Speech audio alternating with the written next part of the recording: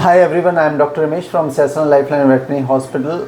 Today I am going to discuss a very interesting case. This is a 4 years of Labrador who is having some difficulty in breathing sometime, and he gets tired too fast after his exercise and all. And being his young dog, client is very concerned, and he was having sometime gag reflex, and once in a while he was having signs of vomiting. So we have suspected there may be something in the chest area which is causing the issue, or maybe throat area, or maybe the heart. So we have done the heart scan, we have done the echocardiography, everything came normal. In the x-ray, chest x-ray, we have seen little haziness on the caudal aspect of the esophagus area, caudal esophagus. So we are doing the CT scan because always these young dogs are prone to one condition, Spirocerca Lupi, one parasite which comes from the cow dung, and when the dogs eat cow dung, they goes inside the intestine and cause the problems to the esophagus later on. So this is his plain CT scan. I will show you the soft tissues rendering CT scan of his full body, probably the neck and the chest area. So all the lymph nodes are fine, in the mandibular lymph nodes are fine, so that's not causing any chest cavity. These are the lungs, this is the trachea, and this is the esophagus. So esophagus is collapsible pipe, so sometimes you may not see in the CT scan, but in this particular dog there's a air in the esophagus, so I'm able to visualize it. So here again the esophagus is here, this is the trachea, and now trachea is getting bifurcated here. So one side lungs, trachea has gone this side, one side this side, and this is the esophagus now here, and this is the posterior aorta has started here. This is the posterior aorta. So once I comes to this area, there is a soft tissue is showing to me which is abnormal, and there is a calcification, some area is got calcified. And then this is pretty abnormal, there is a growth inside the esophagus, and hardly any space is there for the esophagus, and these are multiple lobular growth. This one growth is here now, and now we are going inside the chest, in the abdomen cavity, and this is the liver lobe is there.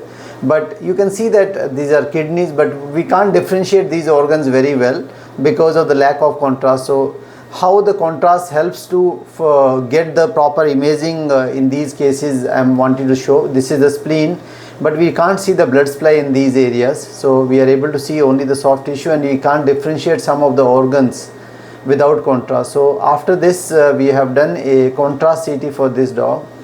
I will show you, before contrast I will show you how the lungs looks like in these cases. So I am just lung window I am showing you just to see whether we are dealing with any growth in the lungs or any other tumorous condition. Also I am going to increase my thickness of the slides so that we can see all the bronchioles completely. So now you can see I am starting from the cranial side of the lungs, and these are the bronchioles, which is bigger bronchi, and then going into the bronchioles till the end. You can see these are the normal lungs for a dog, nice lungs. So this is how we see the metastasis. In case if you are suspecting tumor, there will be small dot kind of thing will be there. Hyperechoic lesions will be there on the periphery of the lungs, because cells get accumulated in the last capillaries in these areas in the lungs. So this is a lungs field which is normal for this dog. Now I'll show you the contrast CT for the same dog, and which will show us how the contrast can make the difference in terms of how diagnosis.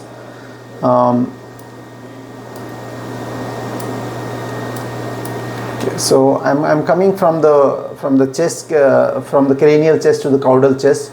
So this is our trachea, this is the esophagus, and we are going backside. These are all the blood vessels. Because of contrast we are able to see the anterior vena cava and aorta, and here is the heart chamber. We are able to differentiate, these are heart chamber because of the contrast. Now once we are coming near the area where the growths are there, these growths are now more visible, more demarcated growth here. And this area where the calcification is there, so why calcification happens, some of the area where the worm is there, that get necrosed, and then body will calcify the necrosed area, so sometimes we get that also.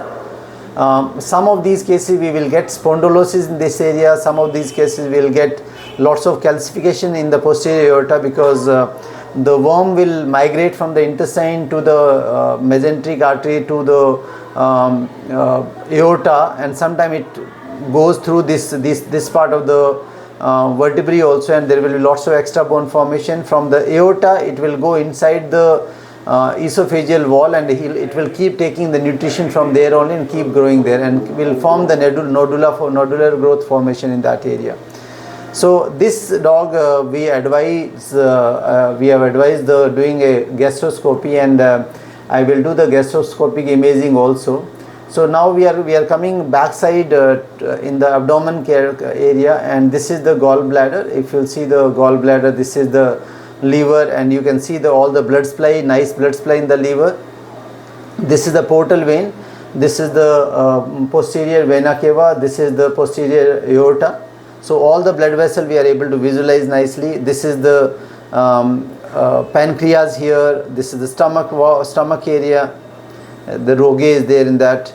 Now you can see the differentiation between the spleen, this is spleen and this is the liver. So there are lots of extra blood supply in the liver. Spleen is this, these are blood vessel going to spleen. Now this is the kidney, you can see how much blood supply kidney is taking because of the contrast, and these blood supply also we can see in the contrast CT when we are doing, and in case if some area we are seeing the blockage, or if we want to check the portosystemic shunt also, it's easy for us to diagnose once we give the contrast in these cases.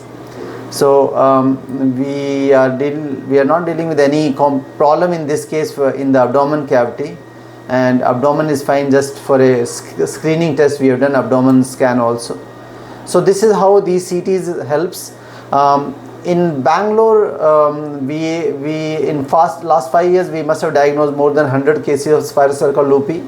So I will advise all the vets who is seeing this video that whenever you see any young dog who is having on and off vomiting episode, which is showing the gag reflex, and in a month maybe he's vomiting 8 to 10 times or even less also, better to screen him for the Spirocerca Lupi, at least do his diagnostic at least, and do fecal examination also to find out.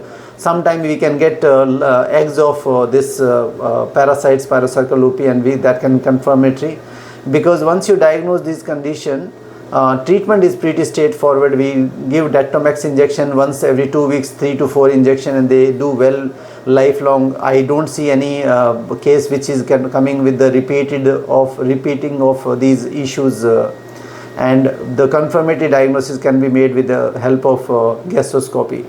So definitely gastroscopy is important, but CT, if you don't have access to the gastroscopy, you can plan in your place probably with the human CT scan. You can get the CT scan done and try to do the diagnosis, and then start with the medications for these conditions. So I will attach endoscopy video also, so gastroscopy video also, and hope this will be helpful to diagnose these kind of conditions. We are doing a gastroscopy, and for this case we are suspecting a lesion in the esophagus. So you can see we are going towards the esophagus now. Can you go in? You can see this is the area where there are Spirocerca Lupi lesions are there, and in Bangalore we do get lots of these cases. In last 5 years I must have diagnosed more than 100 cases of Spirocerca Lupi. So any case which is having a long-term retching, vomiting on and off, and especially in younger dog, so they are prone to this condition, and this happens mainly because of eating dung. So if any dog he used to eat the cow dung, better to think of, in case X-ray showing any kind of haziness at the caudal aspect near the below the aorta, posterior aorta, think of doing a gastroscopy to find out whether they are having Spirocerca lupi, because treatment for these conditions are very straightforward. Most of times they need 3 to 4 doses of Dactomax, and that is more curative most of times for these cases, and they do well with this. Can we go inside a little more? So there are 3 lesions, 4 lesions, another lesion here.